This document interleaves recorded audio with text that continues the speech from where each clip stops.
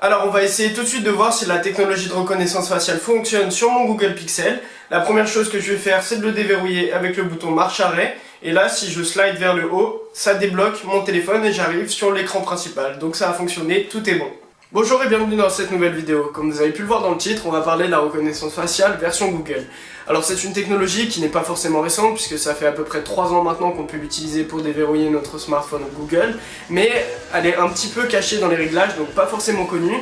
Et à travers cette courte vidéo, je vous propose de découvrir comment l'activer et en même temps ça va vous donner une option supplémentaire pour déverrouiller votre smartphone, ce qui peut être très utile si par exemple le smartphone est sur un bureau et que vous n'avez pas directement accès au capteur d'empreinte digitale. C'est parti! Et voilà, on se retrouve sur l'écran de mon téléphone pour pouvoir vous montrer plus facilement où trouver cette fonctionnalité. La première chose que vous allez devoir faire est de vous rendre dans les réglages. Ensuite, vous allez choisir la catégorie sécurité et localisation.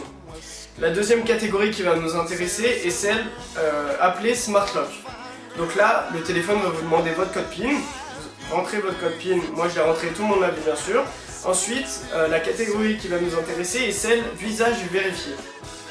Là, vous allez avoir un premier message qui va vous expliquer rapidement comment fonctionne la technologie de reconnaissance faciale. Vous faites configurer.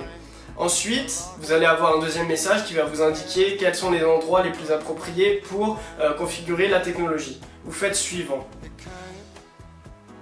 Et voilà, là vous arrivez directement sur le téléphone qui va configurer votre visage.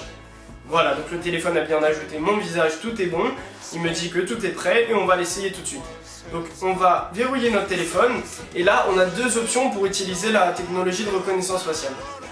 La première est d'appuyer directement sur le bouton de marche arrêt qui se trouve à droite. Donc là vous allez déverrouiller le téléphone, hop là, et ensuite le téléphone a besoin d'environ 1 seconde pour détecter votre visage et vérifier qu'il est bien celui qui a été enregistré. Et ensuite vous avez juste à faire un slide vers le haut. Donc c'est exactement la même chose que sur l'iPhone X par exemple. La deuxième option est d'utiliser le double tap pour déverrouiller le téléphone. Donc voilà, on tape 2 fois et là je vous montre que j'utilise pas mon capteur d'empreinte digitale. Si je slide vers le haut, ça le déverrouille.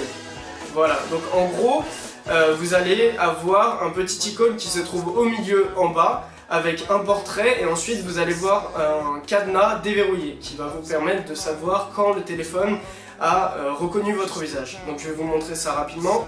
Donc on va utiliser la première méthode avec le bouton marche arrêt, hop.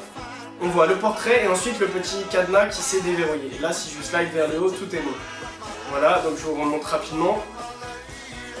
Le portrait et le cadenas. Voilà. Donc tout est bon, tout a été enregistré correctement.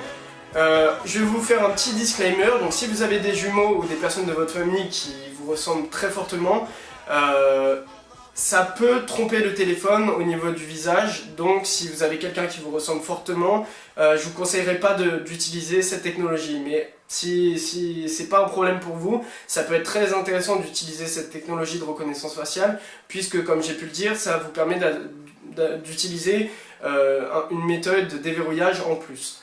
Et voilà, cette vidéo est maintenant terminée, j'espère qu'elle vous a plu et surtout qu'elle vous sera utile. Si vous avez aimé cette vidéo, n'hésitez pas à mettre un pouce bleu, ça fera toujours plaisir.